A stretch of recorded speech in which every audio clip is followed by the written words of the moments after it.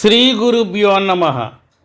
7 శనివారాల వెంకన్న దేవుడిగా ప్రసిద్ధి చెందిన స్వామి వాడపల్లి ఏడుకొండలవాడు. కోనసీమ తిరుపతిగా ఖ్యాతి పొందింది వాడపల్లి. తిరుపతి తరువాత వెంకటేశ్వర స్వామి క్షేత్రాలలో ముఖ్యమైన ఆలయంగా భక్తుల నమ్మకం పొందింది వాడపల్లి వెంకటేశ్వర స్వామి ఆలయం. ఈ ఆలయానికి ఎన్నో విశేషాలున్నాయి. వాడపల్లి క్షేత్రంలోని మూల విరాట్టు రాతితో చేయబడింది కాదు. ఇక్కడ వెంకటేశ్వరుడు రాయితో కాకుండా నల్లని చెక్కలో స్వయంభువుగా కొలువై ఉన్నాడు. సాక్షాత్తు నారద మహర్షి విష్ణువుకు ఇక్కడ వెంకటేశ్వరుడిగా పేరు పెట్టినట్లు చెబుతారు. వరుసగా 7 శనివారాలు క్రమం తప్పకుండా స్వామివారి ఆలయం చుట్టూ ప్రదక్షిణలు చేసి స్వామిని దర్శించుకుంటే మనసులో ఉన్న కోరికలన్నీ నెరవేరుతాయి అని భక్తుల నమ్మకం.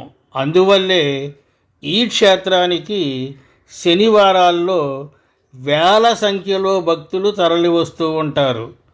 శ్రీకృష్ణుడు తన అవతారం చాలించి వైకుంఠానికి చేరుకుంటారు.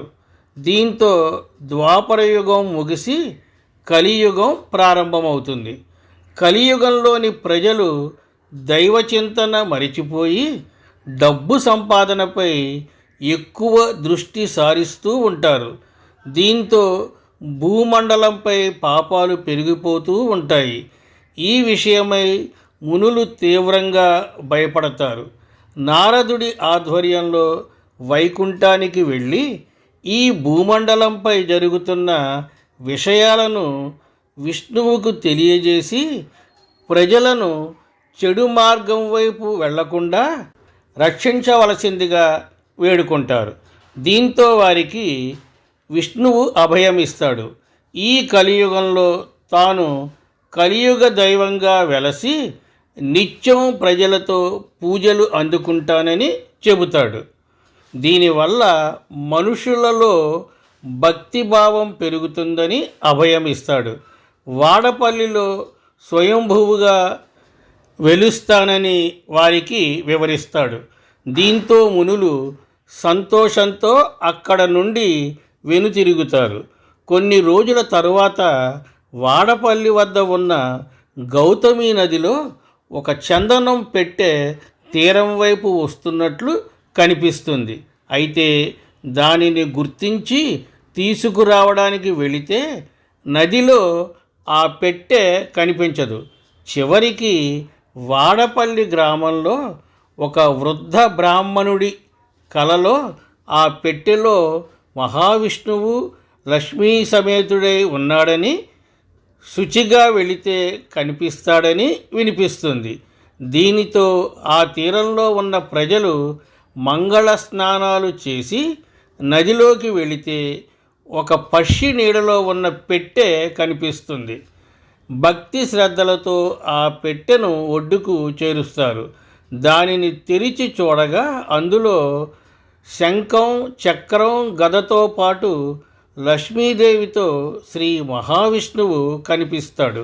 ఇంతలో అక్కడికి చేరుకున్న నారదుడు మహావిష్ణువు అవతారం గురించి చెబుతాడు. అంతేకాకుండా ఆ మూర్తికి వేం అంటే పాపాలను, కట అంటే పోగొట్టేవాడు అని నామకరణం చేసి గోదావరి నది తీరంలో విగ్రహాన్ని ప్రతిష్ఠింపచేస్తాడు. ఇలా అక్కడ కొలువైన స్వామికి వెంకటేశ్వరగా పేరు వచ్చింది. స్థానికులు ఆలయాన్ని చిన్నగా నిర్మిస్తారు.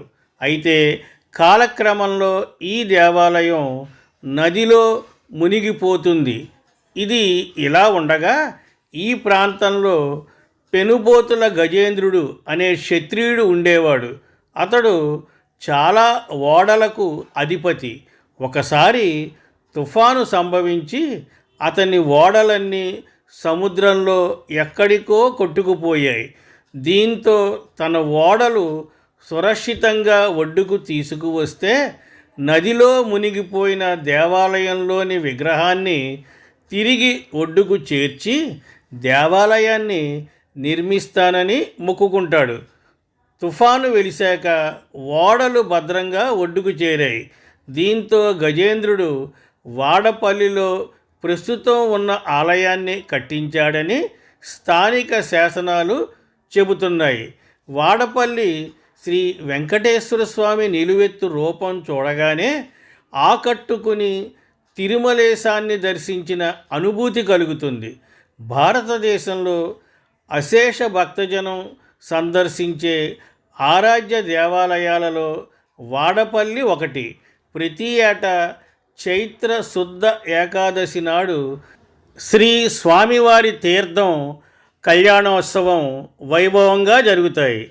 వాటిలో భాగంగా జరిగే రథోత్సవం గ్రామంలో అంగరంగ వైభవంగా జరుగుతుంది. ఈ ఉత్సవాలు చూడడానికి ఉభయ తెలుగు రాష్ట్రాల నుండి భక్తులు తరలి వస్తూ ఉంటారు. స్వస్తి శుభమస్తు.